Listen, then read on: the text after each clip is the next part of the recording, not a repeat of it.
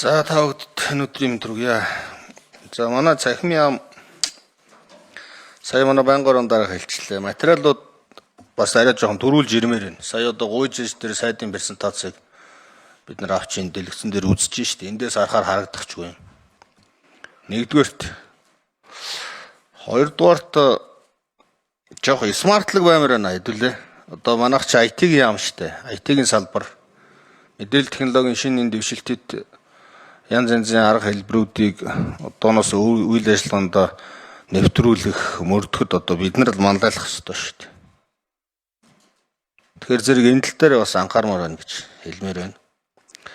За 3 дугаарт энэ нийтийн мэдээллийг биш ээ. За тэр нөгөө юу л одоо их чухлаа. Тэр олон системүүд, тус тусдаа системүүд байгаа нэг систем болох гэж байгаа гэдэг ингээд ярьж байна. Тэр бол мэдээж одоо их чухал.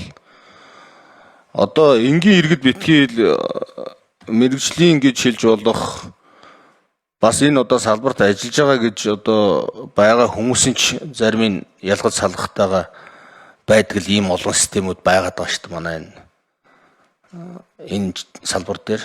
Тэгэхээр зэрэг энийг нэгдсэн болгоно гэдэг бол маш чухал асуудал гэж ингэж одоо бодогдож байна. Тэгээд энэ сая 6 хуулийн нэмэлт өөрчлөлт орох гэж байгаа. За зарим нэг сангуудын журам урам ойлгомжгүй байгаа. Тэдүүлээ нэг төсөв баталж яхад л ярьж ирсэн шүү дээ энэ асуудал. Тэгээ энэ одоо ингээд 4 сар гарсан болчлоо төсөв баталснаас хойш. Энэ хугацаанд одоо оруулаад ирэх гэхэлэр яг юу нь болохгүй байгаа. Хаана одоо ямар учир шалтгаан байгаа юм бэ гэдгийг асуумаар байна. Байнгын ороод оруулаад ирвэл байнгын орол эндээс нэг хэсэргүүцээд юм уу юу яах тийм бол байхгүй байх гэж бодож байна. Тэгээ байнгын ороноос дэмжлэг авмаар байна гэд сая хэлэх шиг боллоо сайд. Тэгэхээр энэ дээр одоо жишээ нь ямар асуудал байдаг юм бэ гэдгийг нэгдүгээрт одоо тодруулмаар байна. За манай Тамира манай програм хангаж үйлдвэрчлэлийн холбоо мэдээж одоо энэ журам юмыг хүлээлгүйгээр одоо явж болдгүй мө гэсэн утгатай юм ярил л да. Энэ дээр одоо жишээ сайд ямар бодолтой байгаа. Сайд тушаал гаргаад шийдэж болд юм уу? Нэг эсвэл заавал хуулийн тодорхой болгож их хурлаар тогтвол гаргуулж иж явдаг гэдэг гэж одоо бас асуумаар байна. За 3 дугаарт нь манай энэ мэрэгжлийн холбоодуудын одоо удирдлагууд өнөөдрийн хуралдаанд оролцож байна л да. Энэ хүмүүс маань тэгээд сая бол баг давхцсан маягтай 2 төлөөлөл үг хэлэхдээ давхцсан маягтай тийм үг хэлжлээ. Ер нь өнөөдрийн хуралдаанд ямар үүрэгтэй оролцож байгаа юм? Адилхан яамнасаа мэдээлэл одоо авч байгаа юм уу? Эсвэл өөрсдөө одоо мөнх хөтгшөөний микроныг 1 минут юм ээ. Өөрсдийн одоо холбоонд одоо байдаг гишүүн байгууллагуудын эрх ашигыг хамгаалах гэж юм уу? Тэдний дуу хоолой болж оролцох ёстой юм уу?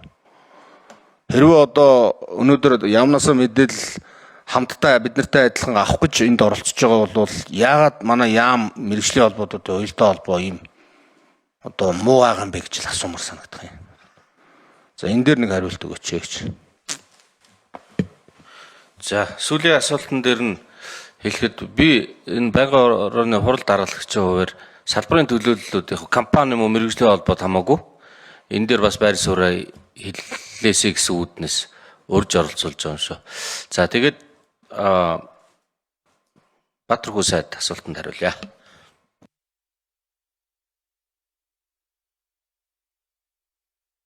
За тавьж байгаа ажил хэрэг шүүмжийг хүлээж авч байна. Дараагийн хурал дээр 7 хоногийн өмнө материал танилцуулга юм өгчээ. Тэн дээр одоо сүлцэл өгчээ. Манайхан бас анхаараарай.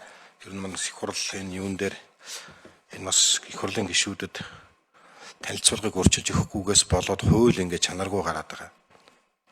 Одоо Монгол улсад нэг 830 хууль байна. Маш олон удаа нэмэлт өөрчлөлт ордог. Айгүй хурдан баталждаг. Би одоо бас их хурлын гишүүний хувьд энд их санаа зовж байгаа. Мэдээллийн технологийн үйлдвэрлэлийн тухай хууль бол маш зөв хууль. Бид нар араа яаран бас зарим нэг зүйлийг араа анзааралгүй баталсан юм байлээ. Одоо энэ манай энэ холбооны төлөөллүүдээр ажлын хэсэгт бүгд байгаа. Ер нь манай энэ мэдээллийн технологи, цахим хөгжил, инновацийн салбар бол ингээд бүх төлөөллүүдэд хангаад ажлын хэсэгт бол оруулаад явж байгаа. Мөнх хот гишүүнд хэлэхэд Баттамир одоо холбооны ерөнхийлөгч бол ажлын хэсэгт байж байгаа. За бид нар бол яагаад удсан бэ гэхээр нэгэнт 26 оны улсын төсөвт энийг л одоо их усүрээ суулгая гэдэг байдлаар сангийн яамтай яриад тэгээ 25 онд яагаад суулгаагүй гэхээр хууль дөнгөж гараад тэгээ 25 оны төсвийг бол их хурл байгуулагдаж яхад ер нь бооцсон байсан. Тэгээ бид нар энэ журам энтрээ гаргаагүй, сангийн яамтай ойлголцоогүй. Манай хуулийг бол энэ тусгай сангийнхан, нийгмийн даатгалынхан, татврынхан бол бүрэн ойлголт аваагүй байсан. Ингээд тал бүрээс ажлын хэсэг байгуулад журмаа гаргаад явчихна гэсэн чинь нөгөө дагаж оруулах хуулиуд дээр нэмэлт өөрчлөлт ороогүй байна гэдэг хамгийн сүүлийн дүгнэлтүүд хүрсэн учраас бид нар бол эргээд нөгөө сангийн яам гол босод одоо нөгөө их үүсвэр тавих газартайгаа л ойлголцохгүй бол одоо энд цахим хөгжил энэ бас харилцаа холбооны сайдын тушаал гараад нөгөө дэмжлэг үзүүлэх их үүсвэр нь бүрдэхгүй байгаа даа. Хаана ямар дансан ч байршуулах нь тодорхойгүй, хэн энэ одоо данс байлаа гэхэд энд мөнгө төвлөрүүлэх нь тодорхойгүй, тэр нь улсын төсвүүдээр суугаагүй учраас нэг зүйлийг хэлэхэд бол 26 оны төсвүүдээр энийг суулгах нь бол гарцаагүй бидний үүрэг.